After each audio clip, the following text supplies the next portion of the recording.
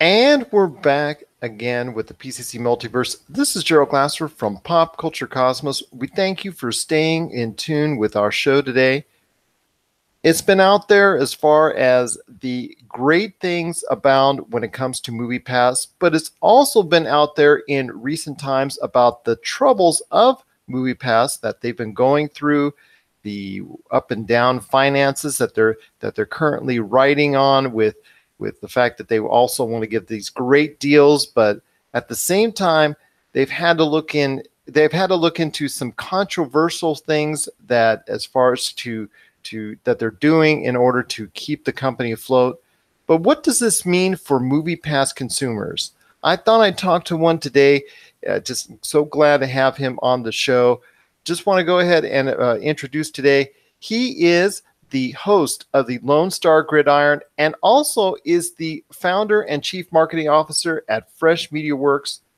I just want to give a great big shout out to Chris Doelle for joining us today on the show. How's it going, Chris? It's going great, and I won't hold it against you, but it's pronounced daily. Nobody ever gets it right, but if you look at the spelling, there's no reason you'd ever get it right. Oh, no worries. Well, I'll tell you what, in post, it'll sound like Chris Daly. How about that? Nice. Only you will I know. Only you and I and anybody who watches this YouTube of it. That's why I never advertise the YouTube, because it can have all my mistakes, but by the time it gets to audio, boom, there you go. But I have Chris Daly here on the show. It's so great to have him part of the PCC Multiverse. Chris, I want to get right into it when it comes to MoviePass. Obviously, when it was introduced, almost 2 years ago now, it would seem like something that I know Josh and I have talked about on the show that seemed almost too good to be true, didn't it? Oh yeah, definitely. And I heard about it in 2017 is when I finally heard about it. I didn't join it until December of last year, which was still, I guess, the golden age. when you still got everything you were promised. But I bought it thinking, well, there's got to be some sort of hook here, some scam, something that's not going to work out. So I'll try it, and I'll be ready, to cancel it as soon as possible. And then I jumped on, and it worked. It's been great for a lot of consumers so far. How many movies do you think you've seen and that you've utilized from it so far to this point? And because you said you started in December of last year. Well, I tell you, December I was very busy, so I didn't see hardly anything. I just joined, and I really kicked off my MoviePass experience in January. That first month and a half, I probably went to 20 plus movies. So I used the heck out of it. I was seeing things that I would never go see, just because of that whole, you'll do crazy things for something free, right? Of course. But then it dropped off, it got busy, and now I just use it when there's something I want to see. Okay, that's great. And I think you follow the same pattern as many of the individuals out there. I've seen interviews from executives at MoviePass that have said, yes, people just go to town with it in the beginning, and then most of their clientele in the end actually just goes ahead and use a steady to actually even a low amount, which is pretty much for any type of similar type of membership program seems to be the status quo as far as that's concerned. So, but it's still great to see that you've gotten a lot of use out of it, a lot of mileage out of it. But like I said earlier, it just seemed like it was something too good to be true. How could they sustain a viable business plan going forward? I know they did have some controversial ways of trying to add money as far as tracking you and your whereabouts after you left the theater. I know from a certain mile radius that there was an issue where it was tracking you and trying to offer you great stuff in and around the area.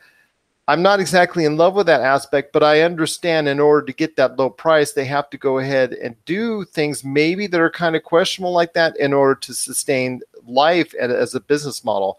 Let me ask you this.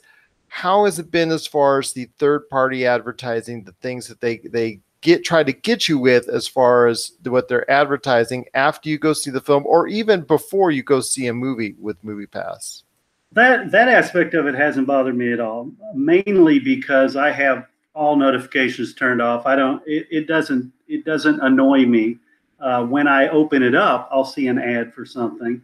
But again, I go to one movie that month, and it pays for the darn thing, because at $9.95, movies are $12, $15. So yeah, it more than pays for it just one time. So any little bit of minor inconvenience from that doesn't slow me down. The only thing that really did catch me off guard wasn't a third party thing. It was the need to then take a photo of your picture to verify it was you. And, so it's a little bit of a hassle, but again, I get it, because it saves me a bunch of money. Now, that part alone, I guess some people have had issue with as well, but I can see that from their standpoint, because you're not giving out to your friends and such and such. So I understand the identification part with it. I want to ask you this.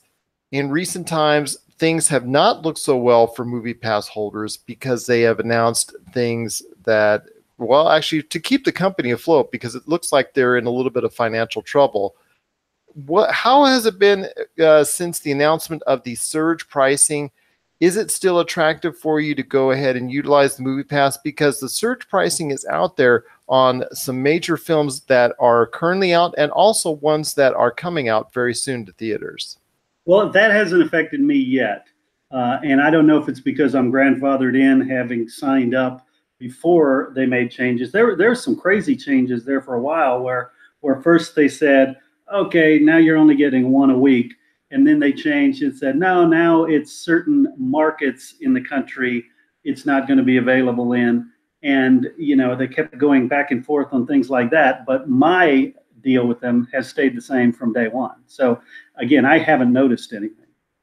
Do you think this is something that very soon will affect your MoviePass? Because you said that their plans have been all over the place, and a company that's trying to stay afloat and trying to stay above water at this point in time, like MoviePass is, it could be the point where you're going to be seeing changes like you said, all over the place continuously, that eventually will reach you as a grandfathered in type of customer. Yeah, I think it definitely has potential for that. I think what is probably a bigger threat to the existing customer base of MoviePass are things like Cinemark and Regal and these other guys who are trying to come out with a similar version for you to go see movies just at their theater. Right now, the competition is not good at, not real strong at all, because Cinemark has one that's $8.95 a month, and you get one movie, and you get a discount on their high-priced concessions. And I agree with you. Josh and I actually did a segment a couple of weeks back where we were almost laughing at it, and there was really only one major competitor to that, and that competitor is actually very based in, I think, in Northern California. It's only into a small limited number of theaters. Any of the larger entities such as AMC, Cinemark, and whatnot, they just don't have a plan that matches up. I agree with you. I see that Cinemark next to the theater near my home, and I go there and I just laugh at it, that people would actually be interested in that type of program compared to what's out there, especially when it comes to MoviePass. But you and I both have heard the news recently within a very short amount of time about MoviePass still, again, being very tenuous as far as its future financially, asking for trying to raise $1.2 billion to pay off certain debts and other outstanding issues monetarily. That is a big concern for me as far as someone who is on the fringe of actually getting the membership and still interested in possibly becoming a MoviePass customer.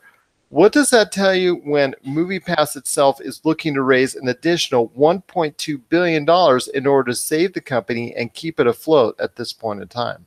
Well, I think the first thing it tells me is they're serious about staying alive. They're not a company that's like, hey, I'm in it not for a good time or a long time. I'm in it for a good time. So I think that proves they're trying to stay viable. For existing customers, it signals, hey, get as much use out of this as you can, just in case it cancels. But also for potential new customers, I say get on board now and ride it as long as you can. And if enough people do get on board, it saves it for everybody. You know, there's nothing more I can do. I'm already paying them. But we can encourage others to join and prove that this model can work. Two last questions I have for you. First is the future of MoviePass in and of itself, with your thoughts on it. I want to hear your detailed thoughts on MoviePass's future. Realistically, what do you think is going to happen when it comes to MoviePass? Let's say you're asking me to pull something out of my butt. I'm asking you to gaze into that crystal ball, that daily crystal ball you probably got right there on the desk, and gaze into it a little bit. Just realistically think, what is going to go on with MoviePass and its possible future?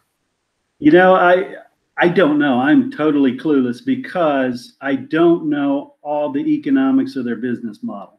I know I have an idea of how they're making their money and or losing their money, but they're going to have to get in bed with some of these theater chains a lot tighter. It's not going to be, hey, we're a third party and we're sending you customers. We're going to have to work together to save the movie industry, for one, and to make it a model that's competitive with binging on Netflix or Amazon Prime, because that's who they're competing against. And frankly, MoviePass pulled me away from Netflix. I don't watch nearly as much Netflix as I used to, but now I go to a lot more movies than I used to. So that's what that's who they're fighting against. It's not them fighting against Cinemark or fighting against Regal Cinemas. It's fighting against all this online streaming.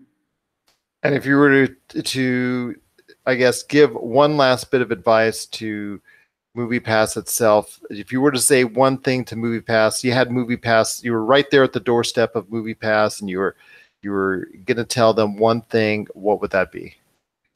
I think I'd tell them to make sure that the core of what this program is, the fact that I can pay one flat fee and go to as many movies as I like, or one a day, whatever, they stick with that core. If they somehow get the bean counters in there and they say, no, let's change it up and let's modify it a little bit, I think they're going to lose, one, the media coverage they get, because it's not going to be that cool anymore, but they're also going to lose their customer base. They're not going to attract new ones, and they're going to be a dodo bird of technology companies. Very well said, and I agree with you wholeheartedly on that. And it'll be something maybe 2 or 3 years down the line, you and I are going to be saying, "Hey, remember that MoviePass? That was kind of fun while we had it around." Again, it's so great to have you on the show, but you got to tell everyone out there the awesome podcast you have called The Lone Star Gridiron, available today on Apple Podcasts and every other media outlet. Yeah, actually, I've got a half dozen podcasts. I've been doing it since 2000. Well, list them out. But the easiest thing to do is to go on Apple, go on Google Play, go on Stitcher, any of those, and search for my name, Chris, last name Doelle, and you'll see a list of them. Rather than me go through and explain Lone Star Gridiron's high school football, my marketing shows, different things like that, just look for my name. I'm easy to find out there. Okay, then the Media Empire, you just have to check it out today on Apple Podcasts. Chris Doelle's Media Empire at Fresh Media Works. You just type in his name, Chris Doelle, on Apple Podcasts, and all of his great podcasts show up. You got it. Chris, it's just been great having you on the show today. I hope you get a chance to come back. You're always welcome. On topics outside of MoviePass, or anything that you want to talk about that you watched in MoviePass, whether it be great movies that are out there or what have you. Just so great to have you on the show today, and also a part of the PCC Multiverse. All right, Alan, thank you so much for including me. I definitely will be back. Absolutely. That's awesome to have you back on the show, and of course, a part of the PCC Multiverse.